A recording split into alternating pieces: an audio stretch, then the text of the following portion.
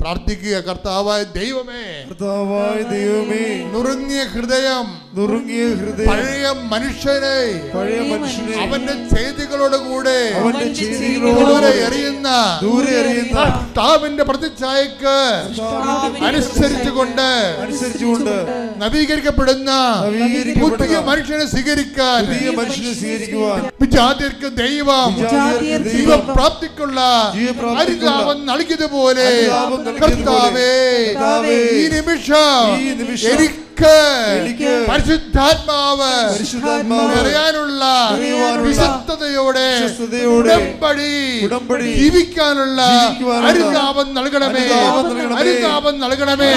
ശ്രദ്ധിക്കട്ടെ.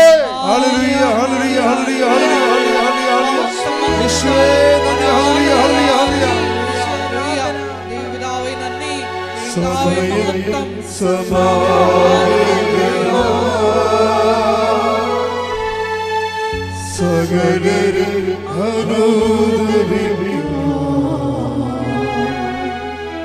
സർവം സമർപ്പിക്കുവാൻ സകലരും അനുദാനേ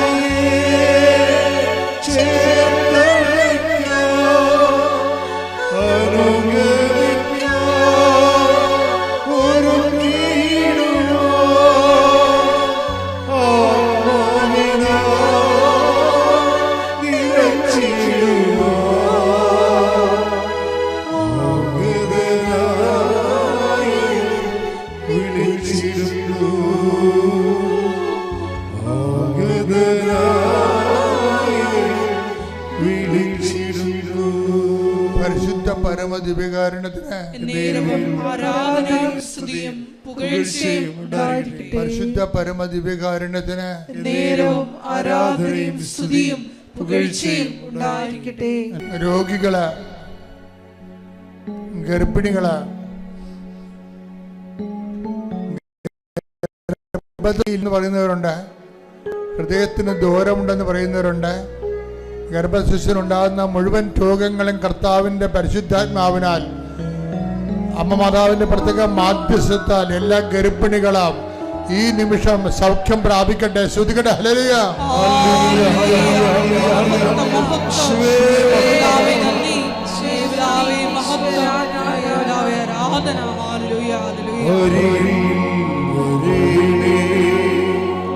സദയം തുടരേ സുഖമായി എൻ്റെ ഉള്ളം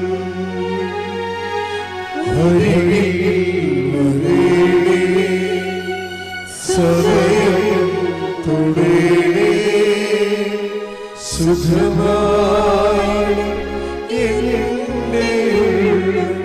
പരിശുദ്ധ പരമ ദിവ്യകാരുണ്യത്തിന്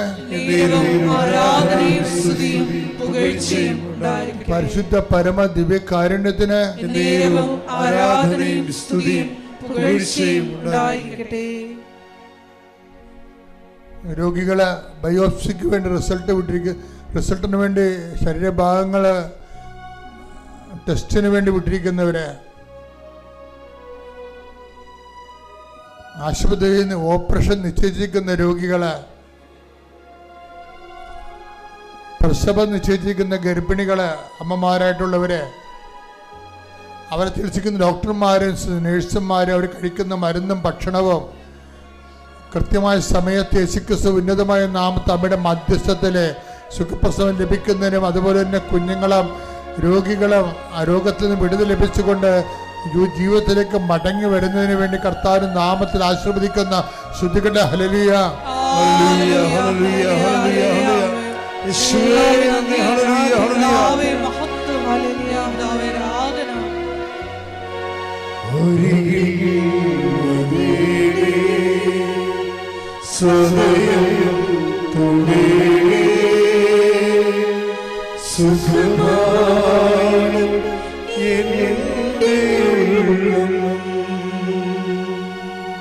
മുട്ട നിൽക്കുക. സമാപന ആശീർവാദം.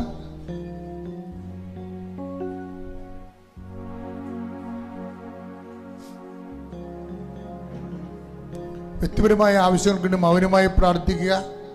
അച്ഛൻ വിട്ടുപോയ വിഷയങ്ങൾ സമർപ്പിക്കുക. ഓൺലൈനിലുള്ളവർ സമർപ്പിക്കുക. മുട്ടയിൽ നിന്ന് സമർപ്പിക്കുക. ആശീർവാദം സ്വീകരിക്കാം.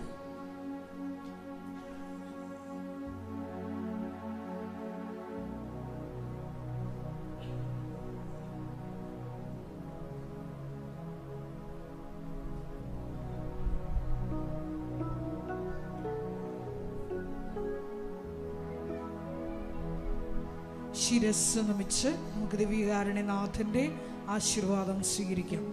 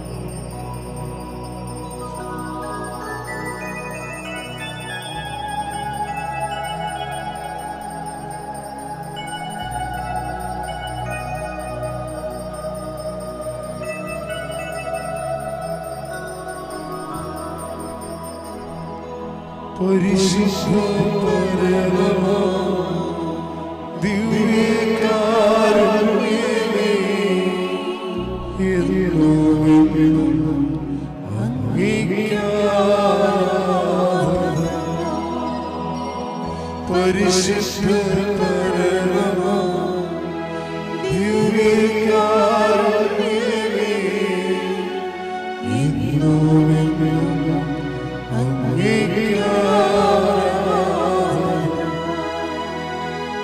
പരിശുദ്ധ പരമ ദിവ്യകാരുണ്യമേ, എന്നും അങ്ങേയ്ക്കാരാധന.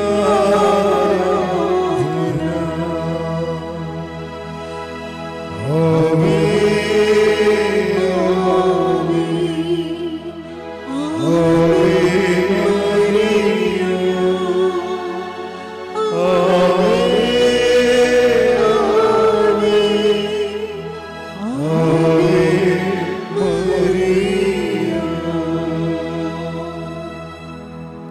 എൻ്റെയും എൻ്റെ കുടുംബത്തിൻ്റെയും എന്നോട് പ്രാർത്ഥനാ സഹായം അപേക്ഷിക്കുന്ന ഓരോരുത്തരുടെയും ആവശ്യങ്ങളെല്ലാം തക്ക സമയത്ത് വേണ്ട പോലെ ക്രമപ്പെടുത്തി തന്നുകൊണ്ടിരിക്കുന്ന അമ്മ മാതാവിനെ ഈശോയ്ക്കും ആദ്യം തന്നെ ഞാൻ നന്ദി സമർപ്പിക്കുന്നു.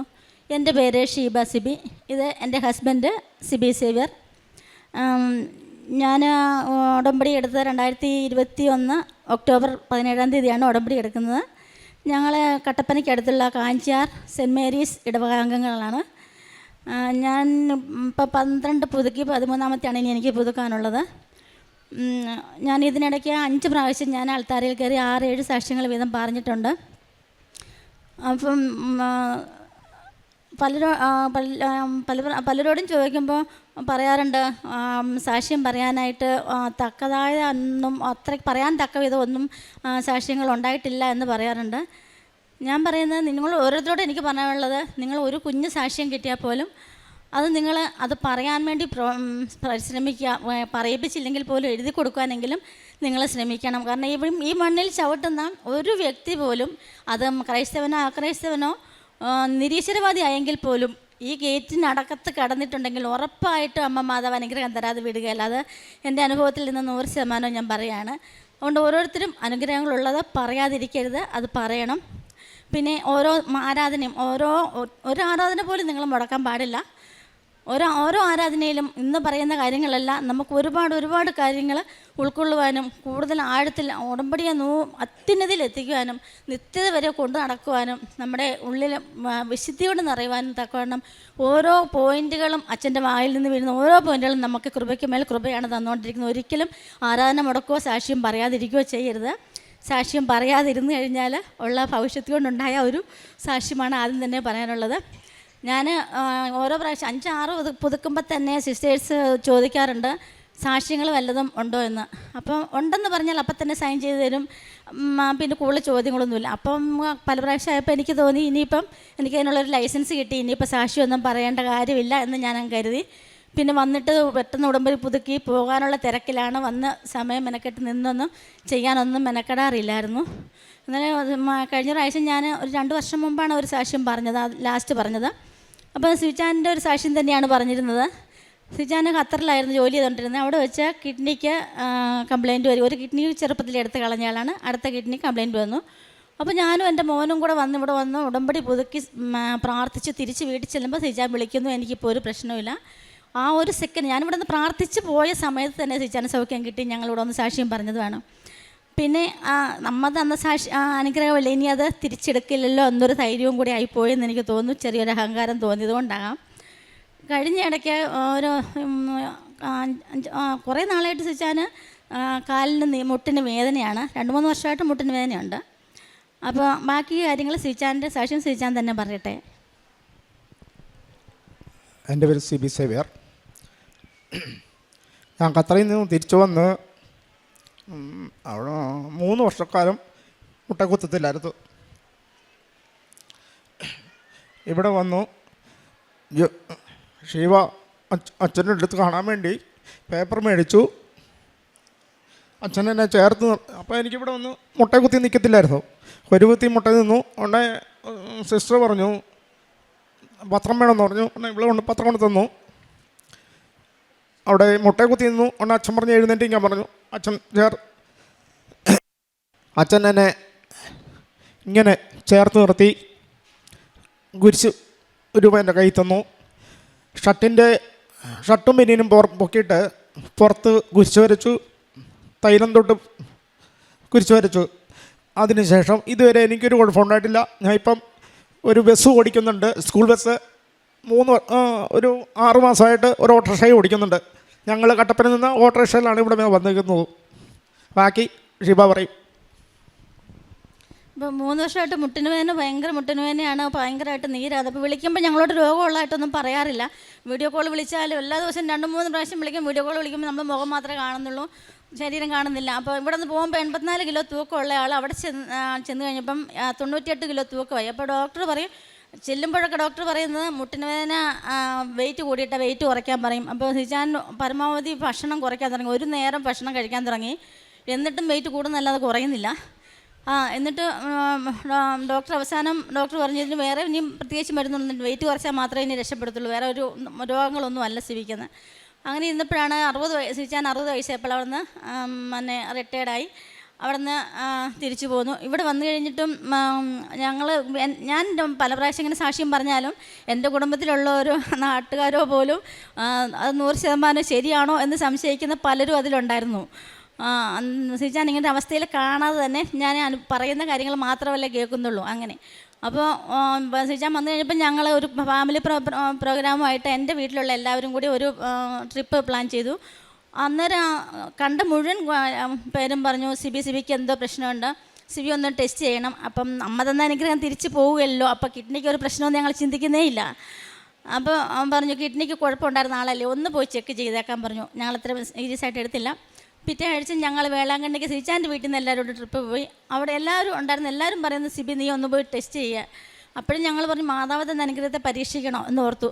എല്ലാവരും നിർബന്ധിച്ചപ്പോൾ ഞങ്ങൾ എന്തായാലും വെറുതെ പോയി ടെസ്റ്റ് ചെയ്തപ്പം ഒരു കിഡ്നി ചെറുപ്പത്തിൽ പോയതാണെന്ന് ഞാൻ പറഞ്ഞല്ലോ, 2ാമത്തെ കിഡ്നി ഫെയിലിയറായി. അപ്പോൾ ഞങ്ങൾ ഡോക്ടറെ കോട്ടയം മെഡിക്കൽ കോളേജിൽ റിട്ടയർഡ് പ്രൊഫസറായിരുന്ന ഒരു ഡോക്ടറെ പോയി, പുള്ളി ഇപ്പോൾ കാർദാസിൽ വർക്ക് ചെയ്യുന്നു. പുള്ളിയെ വിളിച്ച് ബുക്ക് ചെയ്തു. അപ്പോൾ 2:30 ഒരു തിങ്കളാഴ്ച ദിവസം 2:30 ആകുമ്പോഴത്തേനും വരാൻ പറഞ്ഞു. ആ സമയത്ത് 2 മണിക്ക് വരാൻ പറഞ്ഞു. അപ്പോൾ ആ സമയത്തിന് മുമ്പ് ഞങ്ങൾക്ക് വെളുപ്പിന് വീട്ടിൽ നിന്ന് പോന്നാൽ പിന്നെ സമയമുണ്ട്. അപ്പം ഞാൻ പറഞ്ഞു എന്തായാലും മാതാവിൻ്റെ അടുത്ത് പോയിട്ട് മാത്രമേ, മാതാവ് തിരിച്ചു തന്നതായതുകൊണ്ട് മാതാവിനോടൊന്നും ക്ഷമ പറഞ്ഞിട്ട് മാത്രമേ ഇനി പോകുന്നുള്ളൂ ഡോക്ടറെ കാണാൻ. ഇവിടെ വന്നു ഞങ്ങൾ ഓഫീസിൽ വന്ന് പറഞ്ഞപ്പോഴേ അവിടെ നിന്ന് എനിക്ക് തുണ്ട് തന്നു. ആ പേപ്പറുമായിട്ട് ഞങ്ങളുടെ അച്ഛനെ കാണാൻ വന്നു. അപ്പോൾ സിജാൻ ഒട്ടും നടക്കാൻ വയ്യത്, ഇതിനിടയിൽ കൂടെ വരുമ്പോൾ തന്നെ വേച്ച് വീണ് പോവുകയാണ്. അത്രയ്ക്ക് ഭയങ്കരമായിട്ട് ഈ പൊക്കത്തിൽ അത്ര ഒരു തൂക്കം എന്ന് പറയുമ്പോൾ നിങ്ങൾക്ക് മനസ്സിലാക്കാവുന്നേ ഉള്ളൂ. വേച്ച് വീണ് പോവുകയാണ്. അങ്ങനെ പിടിച്ചാണ് ഒരു തരത്തിൽ ഇവിടെ കൊണ്ടുവന്ന് കയറ്റി വിട്ടത്. അപ്പം ഞാൻ നടുഭാഗത്തായിട്ട് നിൽപ്പുണ്ടായിരുന്നു. അപ്പം അച്ഛൻ ശ്രീച്ചാമ്മ ഒരു മുട്ട് കുത്തി, മറ്റേ മുട്ട് കുത്താൻ പറ്റുന്നില്ല, പുറകോട്ട് നീട്ടി വെച്ചേക്കുക, ശരീരം മുഴുവൻ ഭയങ്കരമായിട്ട് അങ്ങ് വിറയ്ക്കുന്നുണ്ട്. അപ്പോൾ എനിക്കത് കണ്ടപ്പോൾ ഞാൻ ചങ്ക് പൊട്ടി അങ്ങോട്ട് ഇവിടെ നമുക്ക് കരഞ്ഞ് മാതാവിനെ നോക്കി നിന്ന് പ്രാർത്ഥിക്കുക. അപ്പോൾ സിസ്റ്റർ ചോദിച്ചു, പത്രം കൊണ്ടുവന്നില്ലെന്ന് ചോദിച്ചു. അപ്പോൾ എൻ്റെ കയ്യിലായിരുന്നു പത്രം. ഞാൻ അവിടെ നിന്ന് കയറി, നല്ല ആളായിരുന്നു, കയറി ഇവിടെ വരെ വന്നു. അപ്പം അതുവരെ അച്ഛൻ വെയിറ്റ് ചെയ്തു. ഞാൻ ഇങ്ങനെ കരഞ്ഞുകൊണ്ട് വരുന്ന അച്ഛൻ എന്നെ സൂക്ഷിച്ച് എന്നെ നോക്കി. ഞാനും ശരിക്കും എനിക്ക് ഉള്ളിൽ എന്തോ ഒന്ന് തട്ടുന്ന പോലെ എനിക്ക് തോന്നി. ഞാൻ താമസിച്ചു പോയല്ലോ, എന്തോ കുറ്റബോധം പോലെ എനിക്ക് തോന്നിയത്. ഒന്ന് പാത്രം മേടിച്ചപ്പോഴേ സീച്ചാനെ ഞാൻ പ്രാർത്ഥിക്കുന്നത് എങ്ങനെയാണ് സീച്ചാനെ ഒന്ന് എഴുന്നേൽപ്പിക്കണേ എന്നാണ് എൻ്റെ ഉള്ളിൽ. കാരണം എനിക്ക് നിൽക്കാൻ പറ്റുന്നില്ല. അച്ഛൻ എഴുന്നേറ്റ് നിൽക്കാൻ പറഞ്ഞു. എഴുന്നേറ്റ് നിന്നിട്ടുണ്ടെങ്കിൽ വട്ടം കയറ്റി ഇങ്ങനെ കെട്ടി അങ്ങ് പിടിച്ചൊരു 10-20 സെക്കൻഡ് നേരം അച്ഛൻ ആ ചേർത്ത് പിടിച്ച് മാതാവിനെ നോക്കി അവിടെ അങ്ങ് നിന്നു. ഞാൻ 12 പുതുക്കിയിട്ടുള്ളെങ്കിലും ഞാനൊരു 30 പ്രാവശ്യത്തിൽ കൂടുതൽ ഈ പള്ളിയിൽ, ഇടുക്കി ജില്ല കട്ടപ്പനയിലാണ്, അവിടെ നിന്ന് ഞാൻ വന്ന് ആരാധന കൂടിയിട്ടുണ്ട്, പ്രാർത്ഥന കൂടിയിട്ടുണ്ട്, സാക്ഷ്യങ്ങൾ ഇഷ്ടംപോലെ കേട്ടു. ഞാൻ അത് സാക്ഷ്യം കേട്ടിട്ടുള്ള ഓൺലൈനിൽ കേട്ടതിലും എനിക്ക് അങ്ങനെ ഒരു അനുഭവം ഞാൻ ഇതുവരെ കണ്ടിട്ടില്ല. അങ്ങനെ ചേർത്ത് പിടിച്ചപ്പോൾ തന്നെ ഈശോയും അമ്മയും കൂടെ, ഈശോയും മാതാവും കൂടെയാണ് തിരിച്ചതിനെ കെട്ടിപ്പിടിച്ചേക്കുന്നതായിട്ടാണ് എനിക്ക് ഫീൽ ചെയ്തത്. അച്ഛൻ എന്നിട്ട് പ്രാർത്ഥിച്ചു, കുരിശ് കൈ കൊടുത്ത് തല തേച്ച് പ്രാർത്ഥിച്ചു, കാശ് രൂപം കൊടുത്തു, തിരിഞ്ഞ് നിൽക്കാൻ പറഞ്ഞു. അച്ഛൻ തന്നെ പ്രേക്ഷകരോട് പറയാതെ തന്നെ അച്ഛൻ തന്നെ ഷർട്ട് പൊക്കി, ബനിയൻ നന്നായിട്ട് പൊക്കി, നടുവിനെ കുരിശ് വരച്ചു. എന്നിട്ട് പ്രാർത്ഥിച്ചു, ഒന്നും പറഞ്ഞില്ല, പ്രാർത്ഥിച്ചു. ഞാൻ അവിടെ നിൽപ്പുണ്ട്, എന്നാൽ എന്നെ നോക്കുന്ന പോലെ ഇവിടെ നിന്ന് ഓടി ഇറക്കി ഇങ്ങനെ അങ്ങ് പോവുക. ഞാൻ അവിടെ നിന്ന് ആളിൻ്റെ ഇടയ്ക്കൂടെ അവിടെ ചെന്നപ്പോൾ ചേച്ചാൻ അതിന് മുമ്പ് അങ്ങ് പാസ് ചെയ്ത് പോയി, അത്ര സ്പീഡിൽ ഓടിപ്പോവുക. അപ്പോഴേ എനിക്ക് മനസ്സിലായി, ആ തൊട്ട സെക്കൻഡിൽ തന്നെ പൂർണ്ണമായിട്ട് സൗഖ്യപ്പെട്ടു. അച്ഛൻ എന്നെ ഒന്ന് നോക്കിയെന്ന് ഞാൻ പറഞ്ഞല്ലോ. എൻ്റെ യൂട്രസിൽ ഫൈബ്രോയിഡ് ഉണ്ടെന്ന് പറഞ്ഞിട്ടുണ്ടായിരുന്നു. ഓരോ പ്രാവശ്യം ഞാൻ ടെസ്റ്റ് ചെയ്തുകൊണ്ടിരിക്കുമായിരുന്നു. പിന്നെ പോയി സ്കാൻ ചെയ്തപ്പം എൻ്റെ വയറ്റിൽ ഫൈബ്രോയിഡ് ഇല്ല. ആ ഒരു നോട്ടത്തിൽ അച്ഛൻ തൊടണമെന്നോ മാതാവിനെ അടുത്തോട്ട് കൊണ്ടുപോകണമെന്നൊന്നുമില്ല. ഈ പള്ളിക്കകത്ത് കാല് കുത്തിയാൽ മതി, അല്ലെങ്കിൽ നിങ്ങൾ എവിടെയെങ്കിലും നിന്ന് കേൾക്കാം കാണാമെന്ന് വെക്കാതെ പരമാവധി മുമ്പോട്ട് വന്ന് അച്ഛൻ നമ്മുടെ പ്രാർത്ഥിക്കുന്നിടത്തേക്ക് മുമ്പേക്ക് വന്ന് നിങ്ങൾ അച്ഛനെ കാണുന്ന പോലെ നിന്ന്, മാതാവിനെ കാണുന്ന പോലെ നിന്ന് നിങ്ങൾ പ്രാർത്ഥിക്കുക. നിങ്ങളുടെ സകല രോഗങ്ങൾക്കും സകല പീഡകൾക്കും വീട്ടിൽ ചെല്ലുന്നതിന് മുമ്പ് അനുഗ്രഹമാവുന്ന 100% ബോധ്യപ്പെട്ട ആളാണ് ഞാൻ. എനിക്ക് ശരിക്കും പറഞ്ഞാൽ സാക്ഷ്യം പറയും, ഇവിടെ ഓരോരുത്തർക്കും കിട്ടുന്ന സാക്ഷ്യങ്ങൾ മുഴുവൻ പറയാൻ നിൽക്കുകയാണെങ്കിൽ 24/7 ഇവിടെ സാക്ഷ്യം പറഞ്ഞാൽ തീരുകയാണെന്ന് എനിക്ക് നല്ല ബോധ്യമാണ്. കാരണം ഓരോ ആഴ്ചയും വന്ന് വേണമെങ്കിൽ പോലും സാക്ഷ്യം പറയാനുണ്ട്. പക്ഷേ നമ്മളെ അനുവദിക്കുന്ന 10-30 സാക്ഷ്യമായാൽ പോലും നമ്മളെ അനുവദിക്കുന്ന 10 മിനിറ്റ് സമയം, അല്ലെങ്കിൽ 2-3 സാക്ഷ്യം പറയാനാണ്. അതുപോലെ എല്ലാവർക്കും ഉണ്ടെന്നറിയാം. പക്ഷേ എല്ലാവരും പറയും വേണ്ടത്ര ഇത് കിട്ടിയിട്ടില്ലെന്ന് പറയും. കിട്ടാത്തതുകൊണ്ടല്ല, അനുഗ്രഹം കിട്ടിയാലും ഞങ്ങളെങ്ങനെ പറയും, മറ്റുള്ളവർ കേൾക്കുകയല്ലേ അറിയലേ, അതെങ്ങനെ പറയുന്നത്, അല്ലെ കയറി നിന്ന് പറയണ്ടേ എന്നോർത്താണ് നിങ്ങൾ പറയാത്തതെങ്കിൽ ഇപ്പോൾ ഇത് തിരിച്ച് പിടിക്കാൻ മാതാവിന് കഴിയും എന്നും കൂടി ഞാൻ ഓർമ്മപ്പെടുത്താനായിട്ട് ഈ സാക്ഷ്യം ഞാൻ ഉപകാരപ്പെടുത്തുകയാണ്. പിന്നെ അടുത്തതായിട്ട് എനിക്ക് ചെവിയിൽ കുറേ കാലമായിട്ട് ചെവിക്കകത്തിങ്ങനെ ബൈക്ക് പോകുന്ന പോലെ കുറന്ന് സൗണ്ട് കേൾക്കുമായിരുന്നു.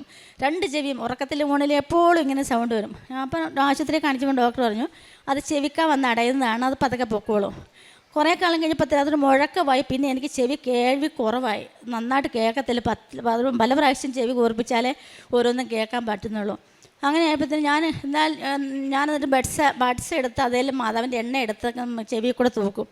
അന്നേരം പിള്ളേരെന്നോട് പറയും, അമ്മ ബഡ്സ് കൊണ്ട് കുത്തിയാണ് ഇതുപോലെല്ലാം വന്നത്, ഇനി ബഡ്സ് കൊണ്ട് കുത്തണ്ട, ആശുപത്രിയിൽ പോയാൽ പറ്റുള്ളൂ എന്ന് പറഞ്ഞ് ENT പോയി കണ്ടു. അപ്പം ENT ഡോക്ടർ എന്നോട് പറഞ്ഞു ഒരു ചെവിയിൽ ഹോളുണ്ട്, കുത്തി ഹോളായിട്ടുണ്ട്. 2 ചെവിയിലും ബഡ്സ് കൊണ്ട് കുത്തി അത് തിക്കായിപ്പോയി. അത് പ്രത്യേകിച്ച് ഒന്നും ചെയ്യാൻ ഇപ്പം സാധിക്കില്ല. നല്ല ശുദ്ധമായ ഒലിവെണ്ണ കിട്ടുമെന്നുണ്ടെങ്കിൽ മേടിച്ച് 2 ചെവിയിൽ എല്ലാ ദിവസവും 1-2 തുള്ളി ഒഴിക്കുക. ഒരു 2-3 മാസം ശ്രമിച്ച് നോക്കുക. അത് കഴിഞ്ഞിട്ട് വന്നാൽ എന്തെങ്കിലും ചെയ്യാമെന്ന് പറഞ്ഞു. അപ്പം രോഗി ഇച്ഛിച്ചതും പാല്, വൈദ്യം കൽപ്പിച്ചതും പാലെന്ന് പറഞ്ഞ പോലെ എൻ്റെ ഉള്ളിൽ വേറെ ഒരു മരുന്നും വേണ്ട, മാതാവിൻ്റെ എണ്ണ മതി എന്ന് തൈലം മതിയെന്ന് കരുതിയിരുന്ന എനിക്ക് അങ്ങനെ മാതാവായിട്ട് തന്നെ ഡോക്ടറിൽ കൂടി പ്രവർത്തിച്ചു. ഞാനത് ഒഴിക്കാൻ തുടങ്ങി. ഞാൻ പിന്നെ മറന്നുപോയി, ഈ ചെവിയുടെ പ്രശ്നം ഞാനങ്ങ് മറന്നുപോയി. കുറേ ദിവസം കഴിഞ്ഞപ്പോഴാണ് ഞാൻ ഇങ്ങനെ സ്വപ്നത്തിൽ കാണുവാണ്, ഒരു ഈശോയും മാതാവും ഉണ്ണീശോയും ഞങ്ങളുടെ പള്ളിയുടെ നേരെ ഓപ്പോസിറ്റും ആകാശത്ത്, നീല ആകാശത്ത് ജീവനോടെ തലയൊക്കെ അനക്കുകയൊക്കെ ചെയ്യുന്നുണ്ട്, ജീവനോടെ പ്രത്യക്ഷപ്പെടുന്നു. അത് മാറി സിൽവർ ആകുന്നു, പിന്നെ ഗോൾഡ് ആകുന്നു, അങ്ങ് മാഞ്ഞു പോകുന്നു. അങ്ങനെ ഞാനൊരു സ്വപ്നം കണ്ടു. അത് കഴിഞ്ഞ് കുറച്ച് ദിവസം കഴിഞ്ഞപ്പം ഞാൻ ചെവിയിൽ എന്തോ ഒരു അസ്വസ്ഥത തോന്നി. ഇപ്പം ഞാൻ ബഡ്സ് ഇട്ടില്ല, പിന്നിൻ്റെ മറുവശം കൊണ്ട് പതുക്കെ സൈഡിൽ കൂടെ പതുക്കെ തോണ്ടി. ഇപ്പം എന്തോ ഒരു പഞ്ഞി കഷ്ണം ഇരിക്കുന്ന പോലെ എനിക്ക് തോന്നുന്നു. അപ്പം ഞാൻ കുത്തി ഏതോ ബഡ്സിൻ്റെ പഞ്ഞി ഇരിക്കുന്ന, വീട്ടിൽ പറയാനും പറ്റത്തില്ല. ഞാൻ സൈഡിൽ കൂടെ പതുക്കെ തോണ്ടിയെടുത്തപ്പോൾ ഒരു പാറ്റാക്കുഞ്ഞ് ചത്തിരിക്കുന്ന അത്രയും വലിപ്പമുണ്ട്. അതേ കളറിൽ ഒരു ഡാർക്ക് ഗോൾഡൻ കളറിൽ ചകിരി പോലെ എന്തോ ഒരു സാധനം ചെവിയിൽ നിന്ന് ഇങ്ങ് പോന്നു. അത് ആ ചെവിക്കായ അകത്തിരുന്നത് അത് ആ രീതിയിലായതായിരുന്നു. അപ്പോൾ എനിക്കതൊരു സംശയം, ഇതിലും കാണുമല്ലോ. ഇതും അതുപോലെ തന്നെ 2 ചെവിയിൽ നിന്നും അങ്ങനെ ഓരോ സംഭവം. പിന്നെ എനിക്ക് കേൾവിക്ക് യാതൊരു പ്രശ്നം ഉണ്ടായിട്ടില്ല. മാതാവിൻ്റെ തൈലം കൊണ്ട് മാത്രം മാതാവ് തന്നെ ഇടപെട്ട് അതെനിക്ക് സൗഖ്യപ്പെടുത്തി തന്നു. പിന്നെ എനിക്ക് 56 വയസ്സുണ്ട്. ഞാൻ ഒരിക്കലും ഞാൻ ഇത്രയും പുതുക്കിയതാണ്. ഞാൻ ആദ്യമൊക്കെ 6 ആവശ്യത്തിന് 60 ആവശ്യം ഞാൻ കുത്തിത്തിരിക്കുന്ന ആളായിരുന്നു. ഇപ്പം ഞാൻ എൻ്റെ ആവശ്യങ്ങൾ, എൻ്റെ കുടുംബത്തിൻ്റെ ആവശ്യങ്ങൾ ഒന്നും തന്നെ വെക്കാറില്ല. അപ്പോൾ അല്ലാതെ തന്നെ എനിക്ക് അത്രയും ആവശ്യങ്ങൾ എഴുതാൻ പറ്റും. കാരണം ഓരോരുത്തരും പോകുന്നെന്ന് പറയുമ്പോഴേ 100 കൂട്ടം ആവശ്യങ്ങൾ പറയും. എൻ്റെ കൂടെ ചേർത്തേക്കും, എൻ്റെ കൂടെ ചേർത്തേക്കും. അപ്പം ഞാൻ അങ്ങനെയുള്ള ആവശ്യങ്ങളാണ് വെക്കുന്നത്.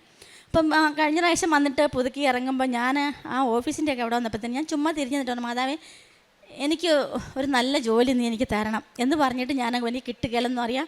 ഈ പ്രായത്തിൽ ആരും ജോലി തരികയില്ലെന്നും എനിക്കറിയാം. പിന്നെ എൻ്റെ മോൻ്റെ ഒരു ആവശ്യം കൂടി ഞാൻ പറഞ്ഞിട്ട് പോയി. മോനില്ലാത്തതുകൊണ്ട് അത് സാധിച്ചു. മോനില്ലാത്തതുകൊണ്ട് ഞാനത് സാക്ഷിയായിട്ട് പറയുന്നില്ല. തിരിച്ച് ചെന്ന് 1 മാസം കഴിഞ്ഞപ്പം ഓൺലൈനിലാണ് ഒരു എംബ്രോയ്ഡറിയുടെ വർക്കിന് വേണ്ടിയിട്ട് ആളെ എടുക്കുന്നുണ്ടെന്ന് കേട്ടു. അപ്പം ഇവരാരും വിടുകയല്ല എന്നെ. എന്നാലും ഞാൻ ഓൺലൈനിൽ തന്നെ ഞാൻ അപേക്ഷ വെച്ചു. അവരെന്നെ വിളിച്ചു. അന്നേരം ഞാൻ ഇതൊന്നും പഠിച്ചതല്ല. ഞാൻ ഒരു കാര്യങ്ങളും എംബ്രോയ്ഡറിയോ തയ്യലോ പെയിൻറ്റിങ്ങോ യാതൊന്നും പഠിച്ചില്ല. പക്ഷേ ഞാൻ ചെയ്യാത്ത ഒരു മേഖലയിൽ സകല കാര്യങ്ങളും ഞാൻ ചെയ്യും. അത് ആ ഒരു ബോധ്യം എൻ്റെ ഉള്ളിലുണ്ട്, എനിക്ക് പറ്റും എന്നുള്ളത് കൊണ്ട് തന്നെ ഞാൻ അവരോട് ഞാൻ ചെയ്തുകൊണ്ടിരുന്നതെന്ന് പറഞ്ഞ് തന്നെ ഞാൻ പോയി. അവിടെ പോയി എംബ്രോയ്ഡറി ചെയ്തു. ഒരാഴ്ച ചെയ്തപ്പോഴത്തേനും അവർ പറഞ്ഞു, ഇതുവരെ ഇവിടെ ആരും ഇതുപോലെ ചെയ്തിട്ടില്ല, അത്രയ്ക്കും പെർഫെക്റ്റായിട്ട് തന്നെ ഷീബ ചെയ്തു എന്ന് പറഞ്ഞു. എന്നെ ക്ഷയിക്കാനൊക്കെ തന്നു. പിറ്റേ ദിവസം എന്നോട് പറഞ്ഞു, ഷീബ ഇങ്ങനെ ഇരിക്കേണ്ട ആളല്ല, ഞങ്ങൾക്കിവിടെ അസിസ്റ്റൻറ്റ് മാനേജർ പോസ്റ്റിലേക്ക് ഒരു ഒഴിവുണ്ട്, ഇത്രയും കഴിവുള്ള ഒരാളെ ഇങ്ങനെ കുത്തിപ്പിടിച്ചിരുത്താൻ പറ്റത്തില്ല, അതിന് ചെയ്യാൻ താല്പര്യമുണ്ടോ എന്ന് ചോദിച്ചു. പറ്റുമോ എന്ന് ചോദിച്ചു. ഞാൻ അതുതന്നെയാണ് 2019 വരെയും കൊറോണ കാലം വരെയും ഞാൻ ചെയ്തുകൊണ്ടിരുന്നത്. പല സ്ഥാപനത്തിലും മാനേജർ പോസ്റ്റിലാണ് ജോലി ചെയ്തുകൊണ്ടിരുന്നത്. പിന്നെ സ്വന്തമായിട്ട് സ്ഥാപനം നടത്തുമായിരുന്നു. അതുകൊണ്ട് എനിക്ക് അതിനൊരു പ്രശ്നം തോന്നിയില്ല. ഞാൻ സമ്മതിച്ചു. പിറ്റേ ദിവസം തൊട്ട് തന്നെ അസിസ്റ്റൻറ്റ് മാനേജർ പോസ്റ്റിലേക്ക് എന്നെ നിയമിച്ചു. നല്ലൊരു സാലറിയോടെ, എൻ്റെ ഒരു ചേച്ചിയെപ്പോലെ ഒരു നല്ല അവിടെ അറിയപ്പെടുന്ന ഒരു നല്ല കമ്പനിയിലേക്കാണ് എനിക്ക് ജോലി കിട്ടിയത്. നല്ലൊരു മാഡം, എൻ്റെ ചേച്ചിയെപ്പോലൊരു മാഡവും, എൻ്റെ ചേച്ചിയും എൻ്റെ കൂടപ്പിറപ്പുകളെയും എൻ്റെ മക്കളെയും പോലെ കുറേ നല്ല സ്റ്റാഫുകളും എന്നെ അത്രമേൽ സ്നേഹിക്കുകയും കരുതുകയും ചെയ്യുന്ന ഒരു നല്ല കൂട്ടായ്മയിലേക്ക്, ഒരു വീട്ടിലേക്കെന്ന് പറഞ്ഞ പോലെ എനിക്ക് അവിടെ ജോലിക്ക് പോകാനും സാധിക്കുന്നുണ്ട്. അതടുത്ത സാക്ഷ്യം. പിന്നെ അങ്ങനെ ഇരിക്കുമ്പോഴാണ് എനിക്ക് ബെർത്തോൾ സിസ്റ്റ് എന്ന് പറഞ്ഞ ഒരു രോഗം ഉണ്ടാകുന്നു. അത് ശരിക്കും 2-3 ദിവസവും ഭയങ്കര വേദനയും ആയിട്ട് രക്ഷയില്ലാതെ വന്നപ്പോൾ സാധാരണ ഞാൻ അങ്ങനെ ഹോസ്പിറ്റലൊന്നും അങ്ങനെ പോകുന്ന ആളല്ല. അന്നേരം അങ്ങനെ വന്നപ്പോൾ ഞാനത് കൊണ്ടുപോയി കാണിക്കാനായിട്ട് താലൂക്ക് ഹോസ്പിറ്റലിലേക്ക് പോകാൻ ഇറങ്ങിയതാണ്. വഴി ചെന്നപ്പോൾ എനിക്ക് ഒട്ടും സഹിക്കാൻ വയ്യാത്ത വേദനയായി. അവിടെ ഒരു വലിയ പ്രൈവറ്റ് ഹോസ്പിറ്റലിലേക്ക് അവിടെ കൊണ്ടുപോയി അത്യാഹിതത്തിൽ കയറ്റി. അവിടുന്ന് ചീട്ടെടുക്കാൻ, അപ്പം ഈ ഓപ്പറേഷൻ ചെയ്തേ അത് മാറുള്ളൂ. ഓപ്പറേഷൻ ചെയ്യേണ്ടത് സർജനാണ്. അതുകൊണ്ട് സർജന് ചീട്ടെടുക്കാൻ ഞങ്ങൾ വെച്ചു. പക്ഷേ അവർ ചീട്ട് തന്നത് ഗൈനക്കോളജിക്കായിരുന്നു ചീട്ട് തന്നത്. ഗൈനക്കോളജി ഡോക്ടർ വന്നത് കണ്ടിട്ട് അന്നേരം പറഞ്ഞു, എല്ലാം ഓപ്പറേഷനുകളെല്ലാം ചെയ്യാൻ പറഞ്ഞു. നിമിഷ നേരം കൊണ്ട് എക്സ്റേയും ECG എടുത്തു, സകല ടെസ്റ്റുകളും നടത്തി, എല്ലാം ചെയ്തു. എല്ലാം മുരിയെല്ലാം മാറ്റിക്കെട്ടി എല്ലാം ചെയ്തു. എന്നെ ഒരുക്കി കിടത്തി. അത് കഴിഞ്ഞേച്ച് വേറെ 2 ഡോക്ടേഴ്സിനെ കൂടെ കൂട്ടിക്കൊണ്ട് വന്നേച്ച് കാണിച്ചു. ഇത് സാധാരണ ബെർത്തോൾ സിസ്റ്റ് അല്ല, ഇത് വെറൈറ്റിയാണ്. ഞാൻ 35 വർഷമായി ഞാൻ മെഡിക്കൽ ഫീൽഡിൽ. ഈ ഒരു രോഗം ഞാൻ ആദ്യമായിട്ടാണ് കാണുന്നത്. അതായത് മലദ്വാരത്തിൻ്റെ ഏലസിനോട് ചേർന്നാണ് ഈ സിസ്റ്റ് കാണുന്നത്. അത് ഓപ്പറേറ്റ് ചെയ്യണമെങ്കിലും ഇച്ചിരി റിസ്ക് പിടിച്ച പരിപാടിയാണ്. അത് ചെയ്ത് എടുക്കണേ വലിയ ബുദ്ധിമുട്ടാണ്. അതുകൊണ്ട് തന്നെ ഡോക്ടേഴ്സ് 3 പേരോട് ചർച്ച ചെയ്ത് അവസാനം പറഞ്ഞു, അത് ഫോമിലെത്തിയിട്ടില്ല, അത് ഫോമായിട്ടില്ല, ഇനി 2-3 ദിവസം കൂടെ നോക്കാം, അതിപ്പം ചൊങ്ങി പോകുന്നെങ്കിൽ പോട്ടെ, അല്ലെ പൊട്ടിപ്പോട്ടെ. ഞാനപ്പോൾ പറഞ്ഞുകൊണ്ട് ഡോക്ടറെ എനിക്ക് സഹിക്കാൻ, ഇഞ്ചക്ഷൻ എടുത്തു ഗുളിക തരുന്നു, എനിക്ക് സഹിക്കാൻ പറ്റാത്തത്ര വേദനയാണ്, എനിക്ക് പറ്റത്തില്ല, എനിക്ക് ഉറങ്ങാൻ പറ്റുന്നില്ല, കിടക്കാൻ പറ്റുന്നില്ല, ഇരിക്കാൻ പറ്റുന്നില്ല, ഒന്നും പറ്റുന്നില്ല, ഭക്ഷണം പോലും കഴിക്കാൻ പറ്റുന്നില്ല. ഡോക്ടേഴ്സ് ഇത് കേൾക്കുന്നു പോകുന്നു എന്നല്ലാതെ ഒരു രക്ഷയില്ല. അവിടെ അഡ്മിറ്റാക്കി.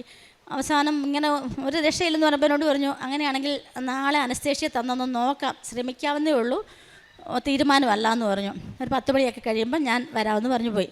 അന്ന് രാത്രി ഞാൻ മാതാവിനോട് പറഞ്ഞു, മാതാവേ എനിക്ക് ആരും എന്നെ മനസ്സിലാക്കുന്നില്ല, എനിക്ക് കൂടെ നിൽക്കാനായിട്ട് ഓപ്പറേഷൻ വേണ്ടി വന്നാലും കൂടെ നിൽക്കാൻ ആളില്ല. മോളെ കെട്ടിച്ച് മോള് മസ്കറിൽ ഫാമിലിയായിട്ട് ഒരു കുഞ്ഞു കൊച്ചുണ്ട്, 2ാമത്തെ പ്രഗ്നൻ്റാണ്. അവൾ വരാമെന്ന് വെച്ചാലും കൂടെ നിൽക്കാൻ പറ്റത്തില്ല.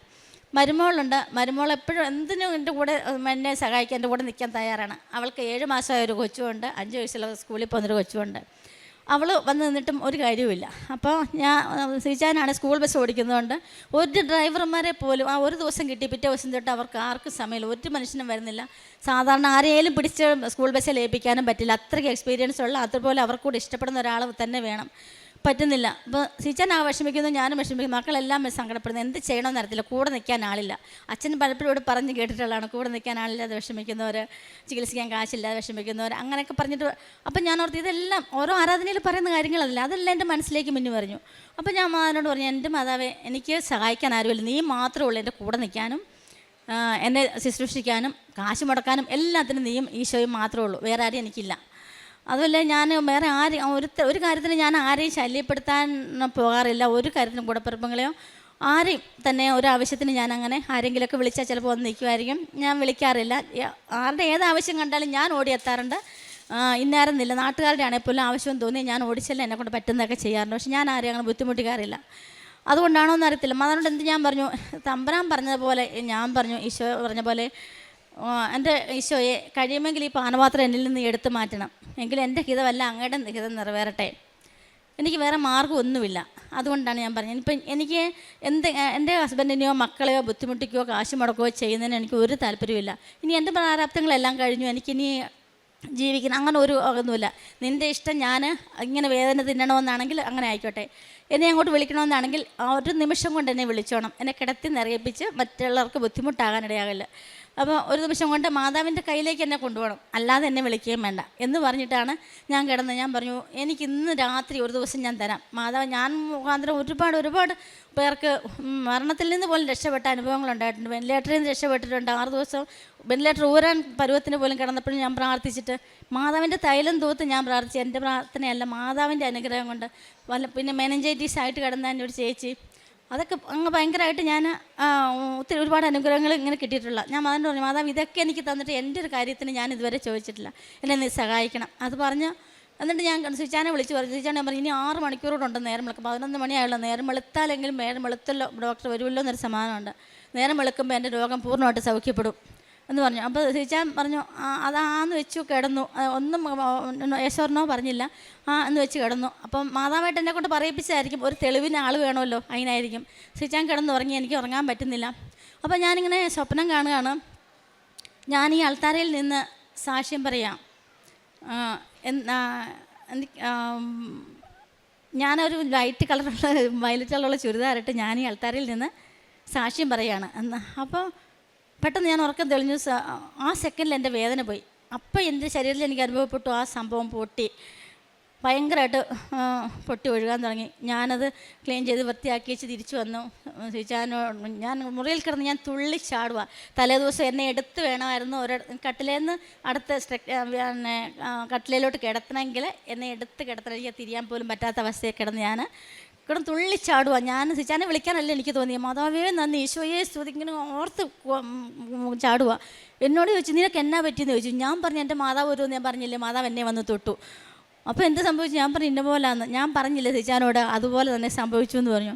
എന്നിട്ട് സിച്ചാൻ പറഞ്ഞു, ഞാൻ പോയി സിസ്റ്ററോട് പറയാം. അത് കഴിഞ്ഞാൽ സിസ്റ്ററോട് പോലും പറയുന്നത്. പറഞ്ഞപ്പോൾ സിസ്റ്റർ ഓടി നോക്കി ഓടിപ്പോയി ഡോക്ടറെ വിളിച്ചു. തിരിച്ചു വന്നിട്ട് പറഞ്ഞു, ഡോക്ടർക്ക് ഭയങ്കര സന്തോഷമായി. ഞാൻ ചോദിച്ചു, അതെന്നെ ഓപ്പറേഷൻ നാളെ നടത്താനിരുന്ന ഒരു രോഗം പെട്ടെന്ന് ഡോക്ടർക്ക് ഇങ്ങനെ സന്തോഷമാകുന്ന പൊട്ടിയെ.